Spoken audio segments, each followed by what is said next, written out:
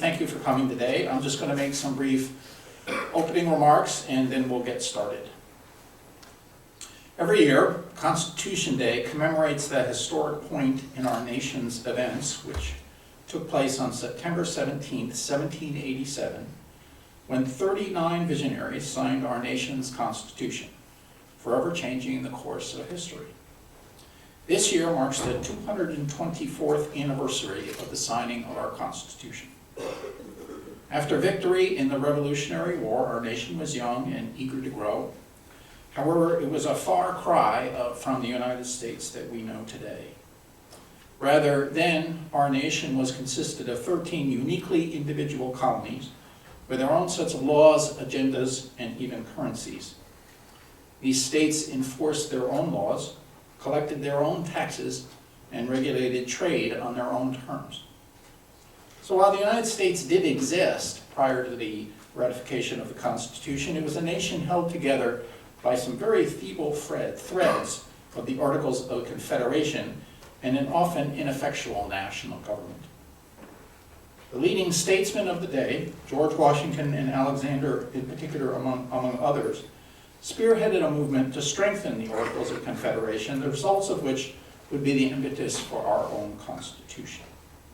On May 25th, 1787, the Constitution Convention formally opened in Independence Hall in Philadelphia. 12 states had responded to the call for the convention.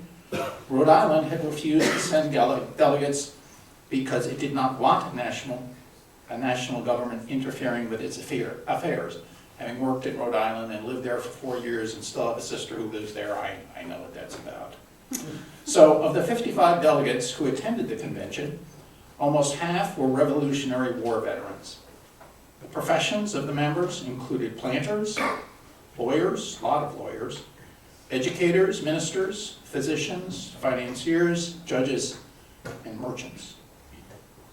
Representatives crafted a document that was the result of dozens of compromises and shaped by the failures of the Articles of Confederation, as well as the failures of all well-known European governments of the time.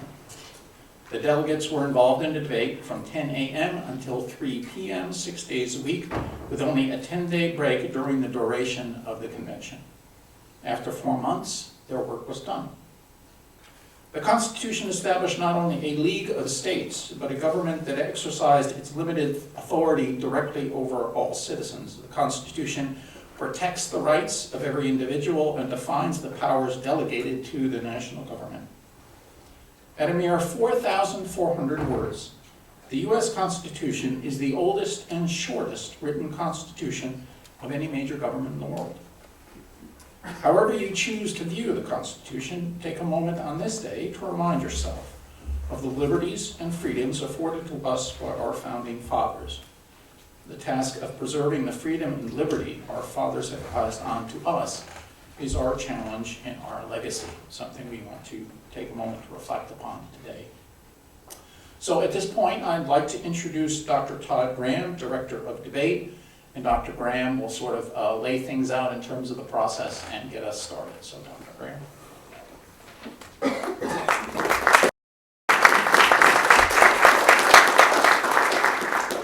Hey everybody, I do this for my debate team mostly, but please turn off your cell phones, everybody.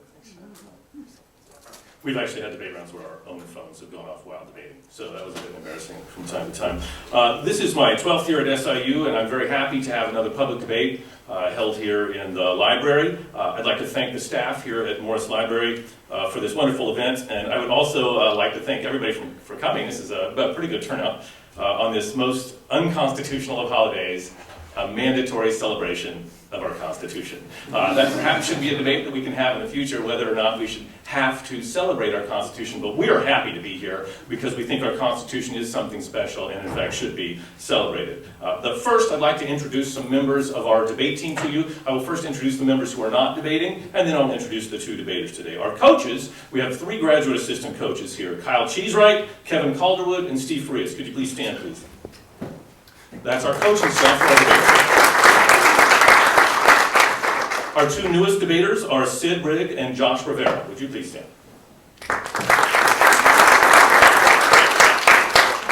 Now, the debaters that you'll be seeing today are Mike Selk and Ben Campbell.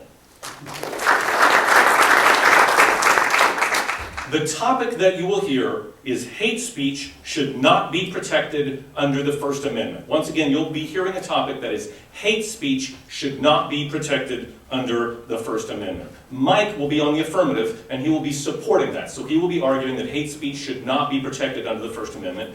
Ben will be on the negative, and he will be saying no, in fact, hate speech should be protected under the First Amendment. Now, we're having what's considered to be a Lincoln and Douglas style of debate. Now, this is, of course, taken after the famous Lincoln and Douglas debates of 1734 here in the state of Illinois that was held in 102 different counties. Maybe 1834? 1858, actually, in 7 counties. I was just seeing who was paying attention there. So I was just kind of testing you on our Lincoln and Douglas sort of skills there. But the one thing that will be similar, because those debates were 3 hours in length, and because they have to graduate at some point, we're not going to be using the exact same format of those particular debates. But the one thing that's similar is the debater who began the Lincoln and Douglas debates also got to finish the same debates. And that will happen today. As Mike will get to begin the debate, and he will also end the debate. So he will have 3 speeches, whereas Ben will only have 2 speeches. The debate's length entirely will be about 35 minutes, and there'll be a cross-examination period where they'll have in the middle of that. What I'm asking from you, the audience,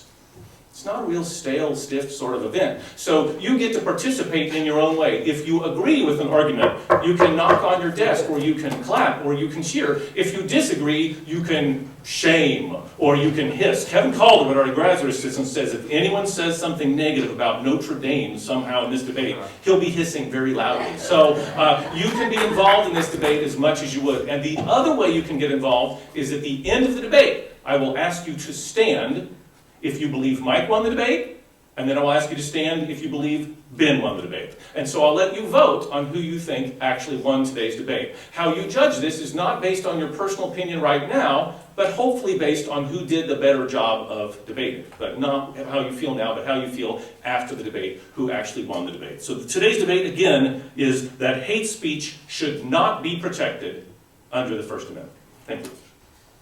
Welcome everybody to Morris Library. I'll repeat that topic one more time.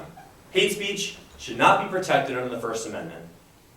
It is because hate speech creates faults in democracy and creates unnecessary forms of linguistic violence that I stand in affirmation of the resolution, that we should not protect hate speech under the United States Constitution. I'll begin with an outline of the First Amendment. You can join me along in your pocket constitution on page 45. The First Amendment cites, the amendment would prohibit the making of any law respecting an establishment of religion, impeding the free exercise of religion, abridging the freedom of speech, infringing on the freedom of the press, interfering with the right to peaceably assemble, or prohibiting the petitioning for a governmental redress of grievances. The next important definition is that of hate speech. As defined by John T. Knockleby, professor of law and director of civil justice program at the Loyola Law School in Los Angeles, hate speech is usually thought to include communications of animosity or disparagement of an individual or a group on account of group characteristics, such as race, color, national origin, sex, disability, religion, or sexual orientation. These 2 definitions collectively bring me to my first contention, that hate speech should not be protected under the First Amendment because it is speech that aims to stifle all other speech innovations. We'll begin by citing our first court case, that of Benjamin Gitlow versus New York in 1925, where Mr. Gitlow was convicted of criminal activity based on the propriety of overthrowing and overturning organized government by force, violence, and other unlawful means. Writing for the majority in this decision, Justice Edward Sanford declared that utterances inciting to the overthrow of organized government by unlawful means, by their very nature, involve danger to the public peace and the very security of the state. But hate speech certainly extends beyond just anti-governmental or national rhetoric. The theory of the marketplace of ideas is a theory where the rationale for freedom of expression is based on an economic metaphor as a free market. The theory basically comes together to say that if we were to propose many problems in a similar think tank, the most likely and probable solution would rise to fruition. In 1820, Thomas Jefferson refers to the marketplace of ideas and says briefly that this space can tolerate any error so long as reason is left to combat it. The problem with this is that the proponents of democracy and the proponents of the marketplace of ideas have not accounted for one simple fact. that there is rarely reason in blatant racism. There is rarely any reason in blatant sexism, and there is rarely any reason in blatant discrimination of any form. Truly, it is evident that hate speech only serves to repress the ideas and the thoughts and the speech of others. This brings me to my second contention, that a democracy that is founded on hate is no democracy at all. Violent hate rhetoric is what creates a situation for governments to have to step in the first place. It is true that if we could step back and imagine a world in which all humans would treat each other equally and not have separating ideologies that create types of discrimination, we would not need to have government interference. However, that is not the current political or social climate that we live in as of right now. It is the case as of right now that we have forms of discrimination, institutional and social, where the government must have to intervene. John Locke is famous for stating that your rights extend only as far as mine begin.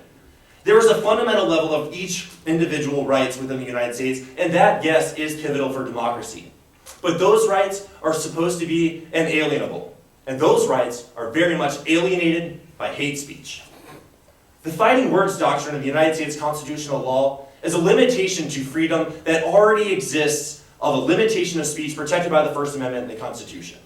In its 9-0 decision, Chaplinsky versus New Hampshire in 1942 indicated the Supreme Court established the doctrine and said that insulting or fighting words, those that are by their very utterance would inflict injury or tend to incite immediate breaches of the peace, are among the well-defined and narrowly limited classes of speech that have not seen fit to be protected by the Constitution. A democracy that is founded on the ability to openly incite violence is no longer a government based on equal participation, but it is a government based on the principles of might making right, because my voice was louder and it garnished more support. My third and final contention, I didn't think that one was a joke. My third and final contention focuses on the very implications of hate speech.